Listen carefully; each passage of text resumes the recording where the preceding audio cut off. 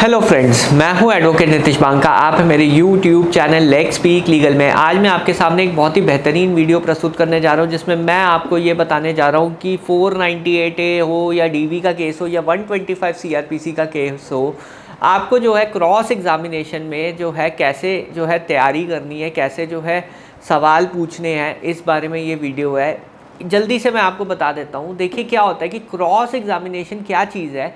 Cross examination जो है वो ऐसा एक टूल है, यानी ऐसा एक हथियार है जिससे जो है सच का पता चल सकता है।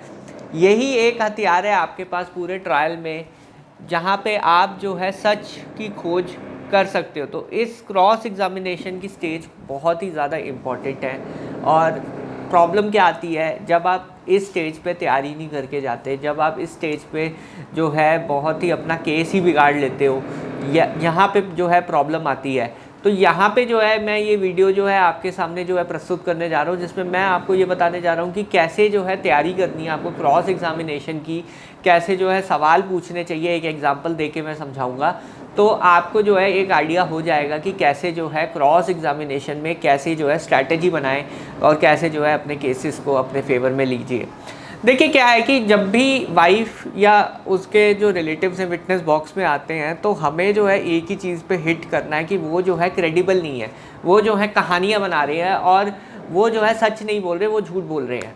तो इस चीज़ को हिट करने के लिए हमें जो है वैसे सवाल भी पूछने होंगे। अब जैसे मैं एक एग्जांपल लेके चला समझाता हूँ आपको। एक एग्जांपल ऐसा था कि फैक्ट ये था, ट्रुथ ये थी कि हस्बैंड ने जो है वाइफ की एक फ़ीस पे की थी पढ़ाई की। जब वो पढ़ाई कर रही थी तो हस्बैंड जो था उसने एक जो है डिमांड ड्राफ्ट या कुछ बनाया था, जिससे उसने जो है उसके पास प्रूफ है कि उसने जो है उस सेमेस्टर की फ़ीस जो है हस्बैंड ने पे की थी। तो सबसे पहले सवाल मैंने उससे ये पूछा, क्या हस्बैंड जो है आपका जो एजुकेशन है उसमें कंट्रीब्यूट किया था, उसमें हेल्प की थी, किसी तरह की फ़ीस पे की थी या किसी तरह की आपको हेल्प सहायता दी थी। तो वाइफ ने जो है बिल्कुल मना कर दिया कि हस्बैंड ने बिल्कुल भी कोई सहायता नहीं की। तो वाइफ का एक स्टैंड तो क्लियर हो गया इस सवाल से कि हस्बैंड ने जो है कोई हेल्प नहीं की उसकी एजुकेशन में, ना कोई फ़ीस पे की, ना कुछ पे किया। और वहाँ पे जो है अब सेकंड सवाल ये आता है जो कि थोड़ा स्पेसिफिक सवाल था, क्या हस्बैंड ने एक सेमेस्टर की आपकी फ़ीस पे की थी? तो उसने कहा मुझे याद नहीं कि किसने पे की थी फ़ीस। तो यहाँ पे जो है एक स्पेसिफिक सवाल होने पे उसे याद नहीं होता, पहले तो बिल्कुल ही मना कर देती है, अब कहती है मुझे याद नहीं है। तो यहाँ पे देखिए वर्जन जो है दो सवालों में ही चेंज हो गया है कि पहले तो ये कहती है कि हस्बैंड ने बिल्कुल नहीं की है, अब कहती है कि जी मुझे याद नहीं कि किसने जो है लास्ट सेमेस्टर की फ़ीस पे की थी। कि मैंने यही पूछा कि हस्बैंड ने पे की थी लास्ट सेमेस्टर की फ़ीस, तो उसने कहा कि याद नहीं मुझे किसने जो है फ़ीस पे की थी। फिर उसे जो है मैंने ट्रांजैक्शन से कन्फ्रंट कराया कि ये जो डिमांड ड्राफ्ट है ये आपके हस्बैंड ने बनाया और इस सेमेस्टर की फ़ीस इस डिमांड ड्राफ्ट से पे की। तब उसे याद आया कि हाँ हस्बैंड ने जो है फाइनल सेमेस्टर की फ़ीस पे की थी, पर मैंने जो है ना उसे कैश में पेमेंट कर दी थी। देखिए कितनी इंटेलिजेंट है। पहले तो कहती कि हस्बैंड ने बिल्कुल हेल्प नहीं की, फिर कहती मुझे याद नहीं, अब कहती है कि हस्बैंड ने पे की। देखिए एक तीन सवालों में वाइफ का जो वर्जन है वो कहाँ से कहाँ हो गया। पहले कहती कि मुझे जो है हस्बैंड ने बिल्कुल फ़ीस पे ही नहीं की, जब हस्बैंड ने पे ही नहीं की तो फिर याद आने का मतलब ही नहीं, और एंड में एडमिट कर लेती कि हस्बैंड ने पे की, फिर मैंने उसे जो है कैश पे किया। तो तीन सवालों में विटनेस की क्रेडिबिलिटी जो है ख़त्म हो जाती है। आप जो है ये फाइनल आर्ग्यूमेंट्स में जो है ये प्ली कर सकते हो कि जी मैंने तीन सवाल पूछे, तीनों में अलग अलग आंसर आया और तीनों के आंसर एक दूसरे से जो है कॉन्ट्राडिक्टरी हैं, यानी मिलते जुलते ही नहीं है। तो यहाँ पे जो है देखिए तीन सवालों में विटनेस की क्रेडिबिलिटी डिमोलिश हो जाएगी कोर्ट के आगे। तो अब आपको तैयारी क्या करनी है कि आपको ये जो फैक्ट्स होते हैं, common set of knowledge facts होते हैं जिसको जो है दूसरी पार्टी डिनाई नहीं कर सकती, वो जो है फैक्ट्स आपको ऑन रिकॉर्ड लाने हैं। जैसे इस केस में जैसे हस्बैंड ने कोई सेमेस्टर की फ़ीस पे की थी वाइफ की, वो एक कॉमन फैक्ट है जो कि वाइफ को एडमिट कर लेना चाहिए था और उसे यही बताना चाहिए था कि हस्बैंड ने पे की थी, उसने जो है डिमांड ड्राफ्ट बनाया था। पर उसने जो है झूठ बोला। पहले कहती कि जी मुझे तो हस्बैंड ने बिल्कुल ही सपोर्ट नहीं किया, हस्बैंड ने कोई फ़ीस पे नहीं की। फिर कहती मुझे याद नहीं, अब कहती है कि हस्बैंड ने पे की। तो मतलब यहाँ पे 3 वर्जन एक 3 सवालों में आ गए, तो यहाँ पे क्रेडिबिलिटी हिट हो गई। तो होना क्या चाहिए था, उसे एडमिट कर लेना चाहिए था, पर उसने जो है एडमिट नहीं किया। तो यहाँ पे जो है कॉमन सेट ऑफ फैक्ट्स जितने ज़्यादा आप ला सकते हो ऑन रिकॉर्ड, उतनी जो है विटनेस की क्रेडिबिलिटी। फिर हनीमून की बात आती है। हनीमून पे सारा खर्चा जो है हस्बैंड ने किया था। सीधा मैंने सवाल पूछा कि हनीमून पे आपको कौन लेके गया, खर्चा किसने किया? वो कहती जी मैंने खर्चा किया। अब मैंने उससे एक सिंपल सवाल पूछा, क्योंकि वो फॉरेन कंट्री गए थे, तो मैंने कहा आपने जो इंडियन रुपीज़ से जो भी कंट्री में आप गए थे उस करेंसी की जो कन्वर्जन स्लिप है वो है आपके पास? उसने मना कर दिया, उसके पास नहीं थी। तो जब आप कह रहे हो कि आपने वहाँ पे खर्चा किया, ऑब्वियसली लोकल करेंसी में ही खर्चा किया होगा, और आपके पास कन्वर्जन स्लिप नहीं है, तो मतलब आपने जो है करेंसी जो है कन्वर्ट ही नहीं कराई, तो खर्चे का तो सवाल ही नहीं उठता है। तो यहाँ पे भी अगेन उसे एडमिट कर लेना चाहिए था कि हस्बैंड ने सारा जो है खर्चा उठाया, क्योंकि वो हस्बैंड के फेवर में गवाही नहीं देगी क्रॉस एग्जामिनेशन में। जब भी आप सवाल पूछोगे वो जो है उल्टा सीधा ही आंसर देगी, और यही चीज़ जो है आपके फेवर में आएगी।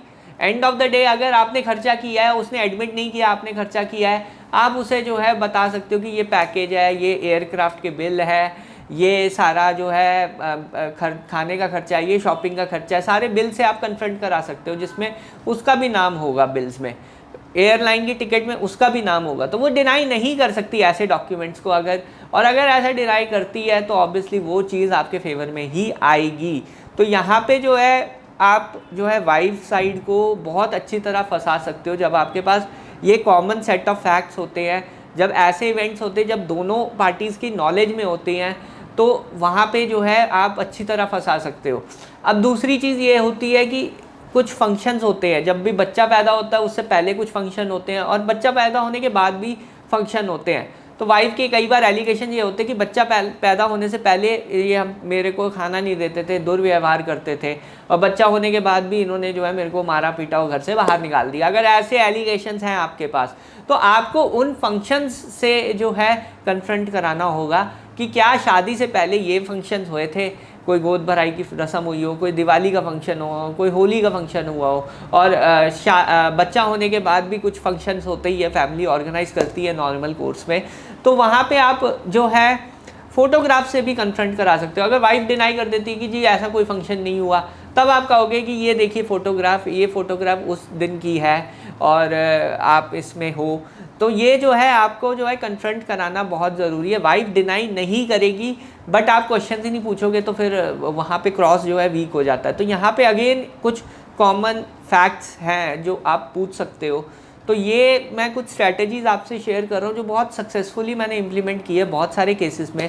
और अभी मेरे पास कल ही एक और क्लाइंट आए थे, उनको भी मैंने यही बोला कि जो कॉमन सेट ऑफ फैक्ट्स हैं, काफ़ी चीज़ें जो है बाहर आई, उसमें मैंने यही कहा कि करवा चौथ पे जो है पूरी सेलिब्रेशन हुई फैमिली में, और वो जो वाइफ है वो ये कहती करवा चौथ से पहले जो है मारा पीटा दहेज की मांग की।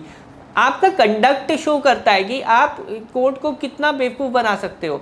आप कोई फंक्शन से पहले कहते हो कि आपके ऊपर अत्याचार हुए, डाउरी डिमांड हुई, और अगले दिन आप एक कोई फंक्शन में नॉर्मली बिहेव कर रहे हो। तो यहाँ पे कंडक्ट जो है बहुत इंपॉर्टेंट है कि वाइफ का कंडक्ट क्या था इंसिडेंट के बाद। आप कोई कंप्लेंट नहीं करते, उल्टा आप कोई फंक्शन जो है साथ में मिलके एंजॉय कर रहे हो पूरी फैमिली के साथ। और वहाँ पे मैं आपको सही बताऊँ तो वहाँ पे सास के साथ बहुत हंसती हुई फ़ोटोज़ जो हैं वो दिखा देती है। कोर्ट के सामने आप ये चीज़ रखोगे, कोर्ट तुरंत कन्विंस हो जाएगा कि कोई केस नहीं है, झूठा केस है। पर ये फैक्ट्स ऑन रिकॉर्ड लाने बहुत ज़रूरी हैं, और कैसे लानी है मैंने आपको थोड़ा एक एग्जांपल के थ्रू जो है बताया है। तो ऐसे जो है आप अपनी तैयारी रखेंगे तो कोई दिक्कत नहीं आएगी। आपके जो 498 है, 125, इवन डाइवोर्स के सब केसेस आपके फेवर में आएंगे अगर आप ऐसी तैयारी रखेंगे तो बहरहाल वीडियो देखने के लिए बहुत बहुत धन्यवाद। अगर आपको ये वीडियो पसंद आई है तो प्लीज़ चैनल को लाइक कीजिए, वीडियो को सब्सक्राइब कीजिए, चैनल को सब्सक्राइब कीजिए। Thank you very much.